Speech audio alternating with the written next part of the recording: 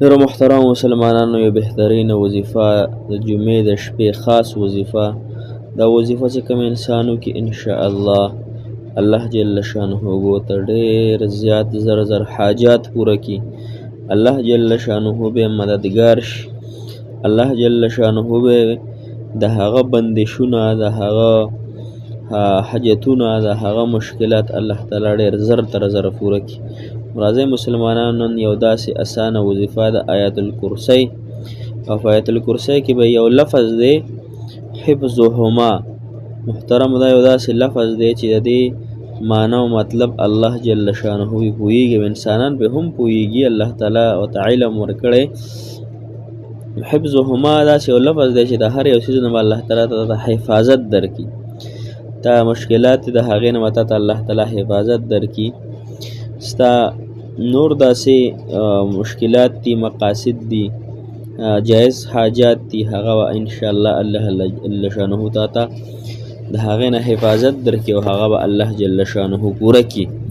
نو راځئ دغه نن د آیت الکرسی د وظیفه خامخا تاسو یو پیره په دې طریقې سره وکړئ، یو ځله ان شاء الله چې الله جل شانه ستاسو مددګار شي. السلام علیکم ورحمت الله وبرکاتو. ډېرو محترم او قابل قدر مسلمانانو، ورونو، خویندو، هغه مسافر چې بهر وطنونو کې ژوند کوي، خوږ افغانستان، پاکستان، نور ملکونه، هیوادونه، الله جل شانه په دغه مسلمانانو حامی او ناصر مددګار شي. الله تعالی مو د زړه مرادونه، د زړه حاجات جایز دا الله جل شانه پوره کړه. محترم مسلمانانو، تاسو به وظایف ډېر کړي وي. حفظهما آیت الکرسی کې دا یو لفظ دی حفظهما. د دې وظیفه ان شاء الله تاسو وکړئ په دې طریقه باندې، کومه طریقه چې درته زه ښایمه ان شاء الله چې الله جل شانه به ستاسو حامی او ناصر مددګار شي. الله جل شانه به ستاسو کافي شي. الله تعالی به ستاسو شافي شي. الله تعالی به ستاسو حاجت روا شي، مشکل کشا به هم شي. وظیفه د آیت الکرسی ده. طریقه کار محترم مسلمانانو دا دی چې تاسو خو به ګوره دې دوه درې طریقه کاري دي، خو یو ورته دا ښیمه پکې چې تاسو خو به لومبنۍ آیت الکرسی یو فیره وایې، د فرض مانځه نفس یو فیره آیت الکرسی. خو چې کله حفظهما دې ټکي ته انسان را رسي حفظهما، نو دا ټکي به تاسو 11 پیرې وایې. 11 پیرې به د ګوتو باندې شمارئ، او چې کله حفظهما 11 پیرې ووایئ، بیا به وهو العلی العظیم، وهو العلی العظیم په دې باندې به آیت الکرسی ختمه کوي. او دغه به په خپلو په ګوتو باندې شف کې، په لاسونو باندې، په خپلو سترګو، په خپل تمام وجود باندې به راکاږي. صحیح شو؟ یو خو دا طریقه شوه.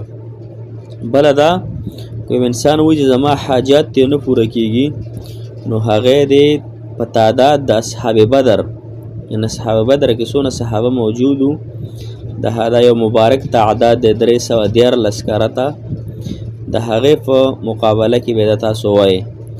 یا دغه طالوت د جالوت په مقابله کې طالوت علیه السلام هغوی هم 313 چې دې کې داود علیه السلام هم شریکو. نو د یو مبارک تعداد دی 313 کرته. هر وختي تاسو دا کولی شئ ان شاء الله. خاص کر د جمعې په شپه باندې دا شروع کړئ ان شاء الله چې الله تعالی به حاجتونه پوره کړي. او که نه دغه هم نشئ ویلی 313 پیرې، نو بیا دې 70 کرته دا وظیفه شروع کړئ شي. 70 کرته هر وخت کې، هر ساعت کې چې ان شاء الله تاسو کوئ، هغه کولی شئ، څه مناعت پکې نشته. پکار ده چې سړی اوداسه کې وکړي او یکسویۍ سره یو کې، الله جل شانه به د انسان حاجات او مشکلات اسان کړي.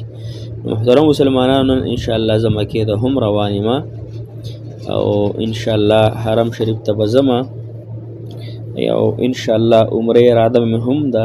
ان شاء الله تاسو هم دعاګانې کوئ، موږ هم تاسو ته ډېرې ډېرې دعاګانې کوو چې الله تعالی دې ستاسو کافي شي، شافي شي. الله تعالی دې ستاسو حاجت روا شي، مشکل کشا دې شي. الله تعالی ستاسو دغه طریقې سره ان شاء الله دا وظیفه تاسو خامخا نن اوکئ او فریب نه ږدئ. الله جل شانه مو خوشحالۍ نصیب کی، کامیابۍ هم نصیب کی. ډېر نازک صورتحال دی. په نازک وخت کې انسان ګوره هر انسان نه ګناه کېږي.